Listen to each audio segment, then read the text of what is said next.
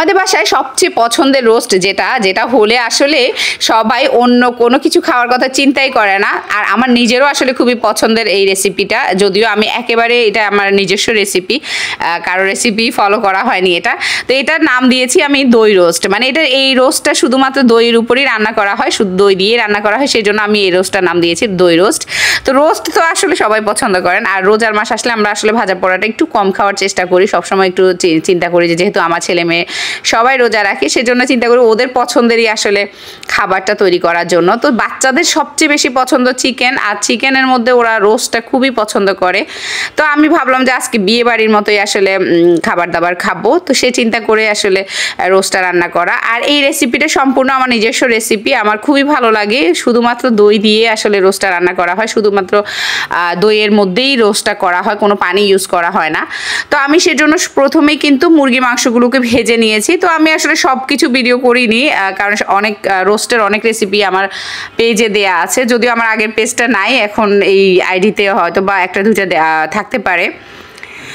তো যাই হোক, আমি মুরগি মাংসগুলো ভেজে নিয়েছি। ভেজে নেওয়ার পরে যখন আমি আসলে আদা রসুন, তেলের মধ্যে আদা রসুন পেঁয়াজ সব কিছু যখন দই দিয়ে যখন কষানো হয়েছে, তখন আমি আসলে মাংসটা দিয়ে দিয়েছি। শুধুমাত্র দইয়ের মধ্যেই জিনিসটা যেহেতু রান্না করা হবে, মাংসটা রান্না করা হবে, তো সেই জন্য আমি আসলে আর অন্য কিছু একদমই অ্যাড করিনি।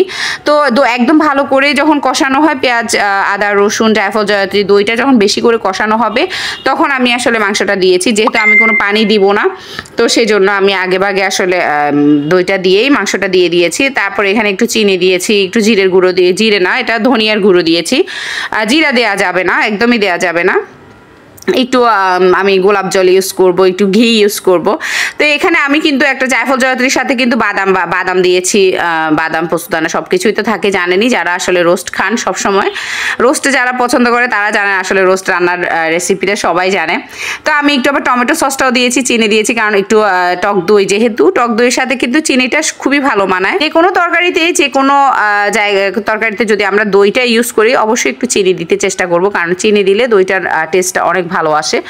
তো আমি পেঁয়াজের বেরেস্তা করে রেখেছিলাম, আর পেঁয়াজ বেরেস্তাটা আমি যখন আসলে একদম মাঝামাঝি সময় আসছে রোস্টার, তখন পেঁয়াজ বেরেস্তাটা দিয়ে দিয়েছি। আর পেঁয়াজ বেরেস্তা দেওয়ার পরে একদম হালকা আগুনে আসলে আমি একদম রোস্টার রান্না করব। এখানে আমি কোনো ধরনের পানি দিব না, কোনো ধরনের দুধ ইউজ করব না, শুধুমাত্র দইয়ের মধ্যেই আসলে রোস্টটা হয়েছে। আর রোস্টটা কিন্তু খেতেও দারুণ মজা হয়েছে।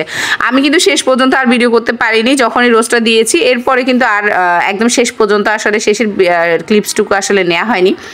তো ভাবলাম যে অনেক দিন পরে আসলে একটা ভিডিও করতেছি, আপনাদের সাথে একটু শেয়ার করি রেসিপিটা, আর আমার নিজের জন্য আসলে হয়তো মেমোরি হিসেবে থেকে যাবে, সেজন্য আসলে রেসিপিটা শেয়ার করা। তো আমি একদম শেষে নামানোর আগে একটু ঘি দিয়েছি, নামাবো সেজন্য। তো এটা যখন আসলে একদম তেলের উপর উঠবে, তখন আমি নামিয়ে ফেলবো। আল্লাহ হাফেজ।